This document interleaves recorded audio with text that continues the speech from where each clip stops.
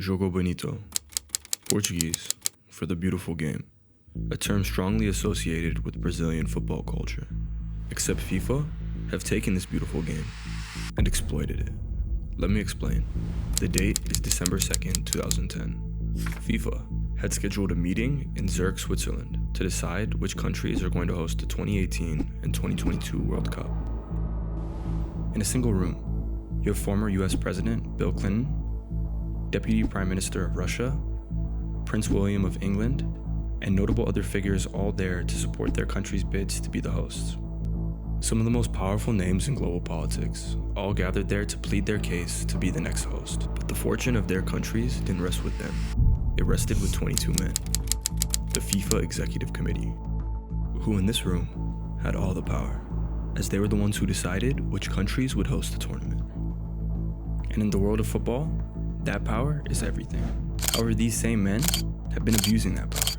And that day, they made two decisions that would change the tournament's history forever. World Cup 2018 FIFA World Cup, ladies and gentlemen, will be organized in Russia. The 2022 FIFA World Cup is Qatar. These two decisions would begin to unravel one of the greatest corruption scandals in sporting history. The U.S. Justice Department accuses them of corruption and bribe-taking involving tens of millions of dollars. In a shocking revelation, reports suggest that more than 6,500 migrant workers have died in Qatar. Because winning that vote wasn't about the best bid, it was about who paid the most. And Qatar paid. But who knew the real cost of this decision would come in the form of thousands of individuals losing their lives and tarnish the tournament's legacy forever. This is the story of how FIFA took the most beloved sporting event on earth and designed it for corruption that led to death.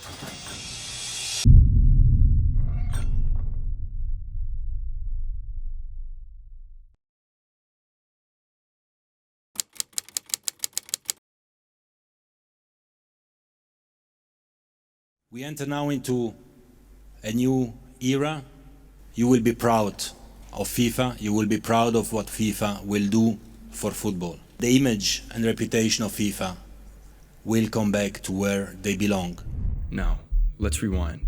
How did the FIFA World Cup go from this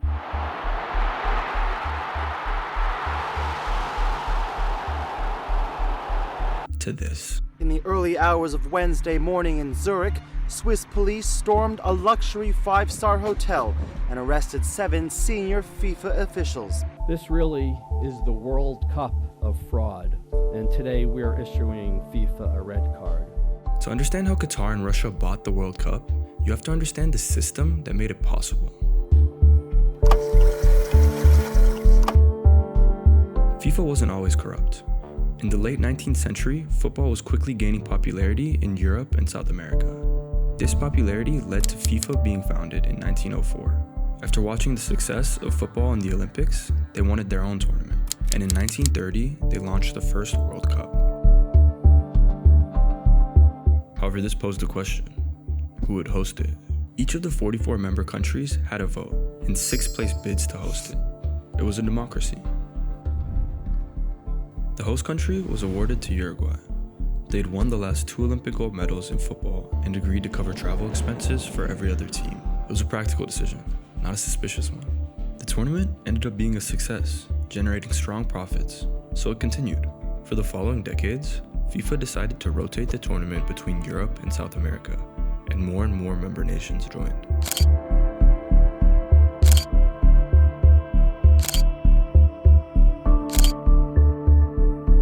The tournament was growing, but in 1964, they made a decision that would quietly change everything. They took the vote for World Cup hosting away from the member countries and handed it to the Executive Committee alone. The Executive Committee, EXCO, were the leaders of FIFA's 6 confederations and its most senior officials. They controlled how FIFA's money was distributed to its member nations through the building of football fields, funding of youth programs, and organizing of tournaments, very often with no oversight whatsoever. Although they were making money from each World Cup, in 1978, FIFA was essentially broke. They were a relatively insignificant operation run from a small rented office in Zurich. This all changed through a Coca-Cola deal and television rights. Once the whole world could watch the tournament, the host nation became visible to billions, and everyone wanted in. Coverage of the World Cup Soccer Championship from Mexico City continues through the June 25th. Suddenly, the World Cup wasn't just a football tournament. It was the most valuable piece of real estate in global sport. Sponsorships, merchandise, TV rights. By the 1980s, the money flowing into FIFA had exploded, and all of it was controlled by 24 men, the Exco. The money that was meant for development became a tool for loyalty. Bribes became a standard practice, and FIFA leaders began using corrupt practices to gain and retain power. And the two men at the top either participated directly or looked the other way, because the corrupt men beneath them were the ones that kept them in power. At this point, to host the tournament, all you had to do was get a majority vote. 13 out of 24 votes was all you needed to host the biggest sporting event on earth. Such a small body of men had so much power. The system wasn't just vulnerable to corruption, it was built for it.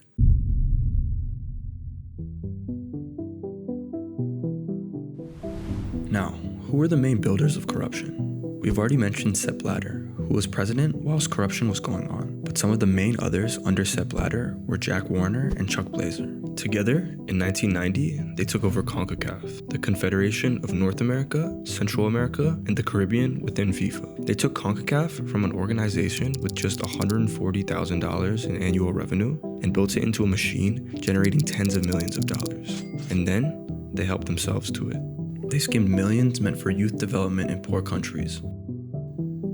Blazer and Warner weren't the only ones though. There were many more, but this is too far forward, so let's return to where the footsteps of corruption began.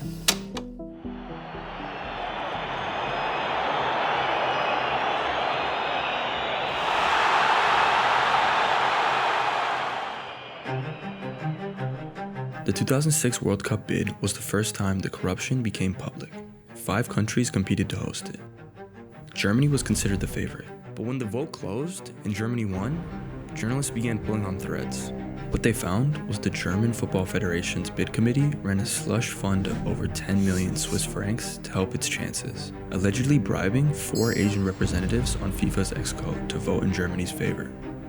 It was the first time that there was publicly documented proof that the bidding process had a second layer to it.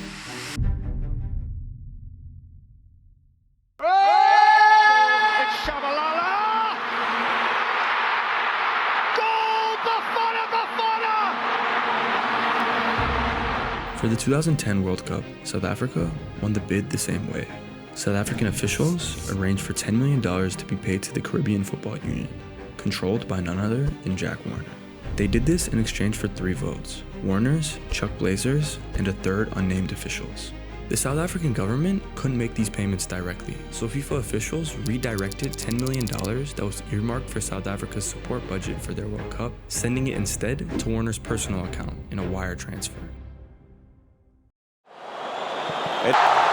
The 2014 tournament in Brazil was essentially handed to them because of FIFA's policies of rotating hosting rights among different confederations. But now, let me take you back to that same room in Switzerland on December 2nd, 2010, to uncover the most corrupt of them all.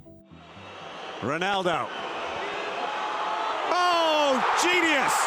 Absolute genius! By the time the 2018 and 2022 bids came about, this process wasn't an anomaly. It was the system.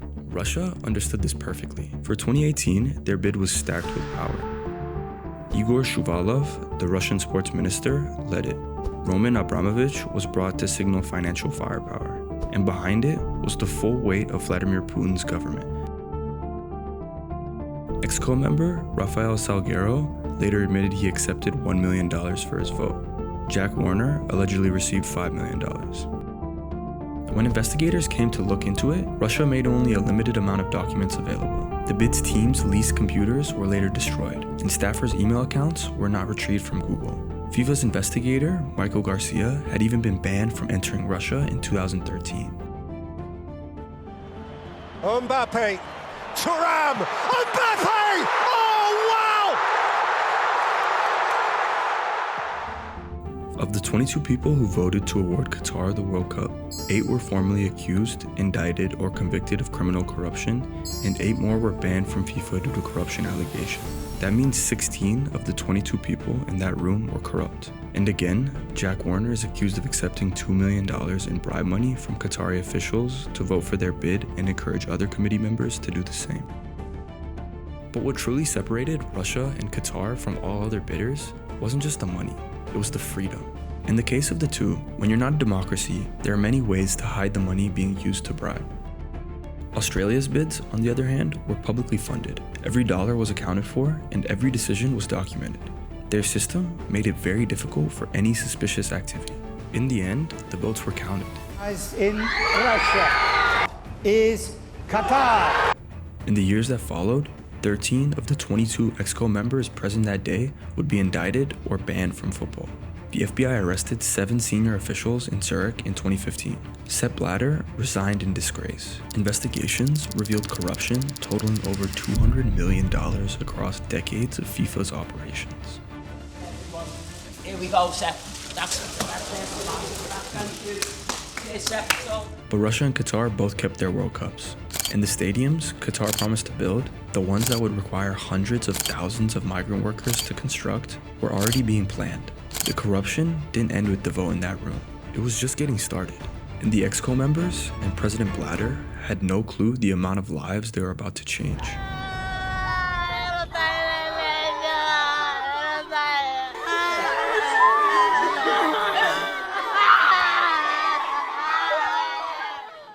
Thank you for giving Qatar a chance, and we will not let you down. You will be proud of us, you will be proud of the Middle East, and I promise you this. On paper, Qatar had no business hosting a World Cup. A country with fewer than 3 million people, temperatures reaching 50 degrees Celsius in summer, one major city, and one stadium large enough to hold a World Cup match. Their national team had never once qualified for the tournament they were bidding to host. But Qatar had something no other bidder could match: the sovereign wealth of a nation sitting on some of the world's largest natural gas reserves, and the willingness to spend it without limit or scrutiny. They pledged $200 billion in infrastructure investment, an entire World Cup built from scratch, brand new air-conditioned stadiums, a new metro system, new roads, and new hotels. They were essentially building an entirely new city, but the only problem? It had to be finished within 10 years. Sounds very straightforward, but it wasn't. As the stadiums needed to be done by 2022 and construction only began in late 2014, Qatar was spending approximately $500 million a week to finish on time. Building 12 stadiums in 8 years is no easy task. To put it in perspective, MetLife Stadium, the host of this year's World Cup final, took almost 3 years to build. Now imagine building 12 of these in only 8 years. More importantly, Qatar needed millions of workers to complete these ambitions. So they went to South Asia. They found men living in poverty who were so desperate to support their families that they were willing to leave everything for a promise of steady wages. So what's the cost of these ambitions? Well, the poor working conditions coupled with the intense time schedules caused serious health problems and even death for workers. Between 2010 and 2020, over 6,500 migrant workers died in Qatar. An average of 12 deaths every single week for 10 years. And reports say the real number is almost certainly higher. Workers were forced to build in temperatures reaching 50 degrees Celsius, which is over 122 degrees Fahrenheit. Medical research had directly linked heat stress to cardiovascular death in young outdoor workers. To put this in perspective, child safety experts warn that a child left in a car on a hot summer's day can die within minutes. This because the inside of the car reaches up to 50 degrees Celsius. These men were working outside in that same temperature for entire shifts every single day. But what was even more concerning was the system they were trapped in. A system where a migrant worker's entire legal status, meaning their visa and their ability to come and go in the country, is all controlled by a single employer. This was the kafala system. Kafala originates from Arabic and translates broadly to mean sponsorship. But in practice, it translates to something much closer to ownership and basically translates to the modern day slavery. Now, for the regular employee, if their boss stops paying them, they can walk out the door. Under kafala, that door is locked, and your boss is the only one that holds the key to unlock it. Most workers were unable to travel and go see their families. Madhu Bolapali was 43. He left his wife and 13-year-old son in India to work in Qatar in 2013. Like thousands of others, he made the sacrifice of leaving his family behind for the promise of steady work and a wage that could change their lives. Sadly, he never saw them again, as one night in 2019, his roommate found his body on the dormitory floor. His death was assumed to be cardiac arrest, and after 6 years of working without being able to go home and see his family, his wife and son only received 114,000 rupees, which is the equivalent to about $1,200. Qatar classified 69% of 6,500 deaths as natural causes. Young and healthy men in their 20s and 30s dying of cardiac arrest. No part of that is natural.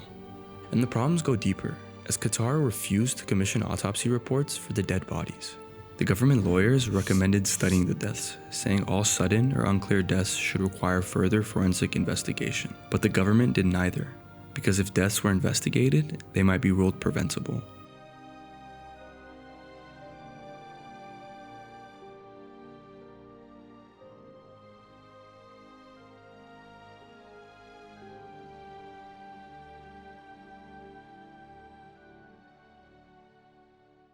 And then the tournament began. Lionel Messi stares up at his final peak. The stadiums gleamed.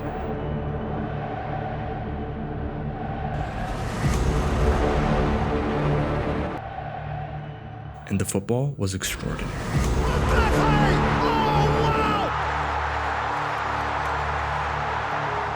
Forcing Lazovic back and finding Richarlison! Now that is Brazil! The beautiful game, the sport that unites more people than any institution on earth, had been hosted on the graves of the men who built it. And the organization that runs football had decided that was a price worth paying.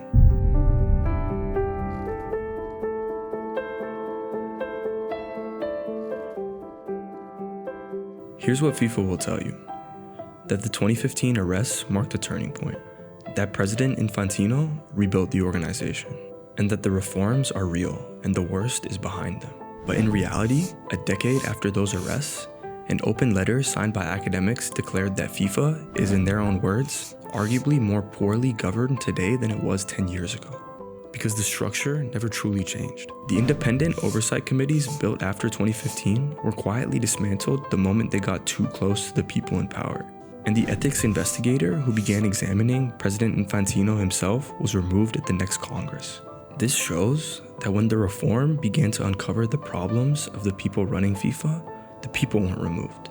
The reform was removed. And the pattern continues. Saudi Arabia is set to host the 2034 World Cup, a nation with serious human rights accusations and migrant workers who face conditions nearly identical to those in Qatar. FIFA's own evaluation report didn't treat this as a fundamental risk. It called the tournament a catalyst for positive change, which could be true, but for many, it is a reminder of what was lost in Qatar. Now, FIFA didn't kill all these workers, and the tournament is still something that should be watched and cherished by billions around the world. But the corrupt practices FIFA executives either participated in or sat back and allowed to happen is what led to situations where Madu and thousands of others got hurt or lost their lives.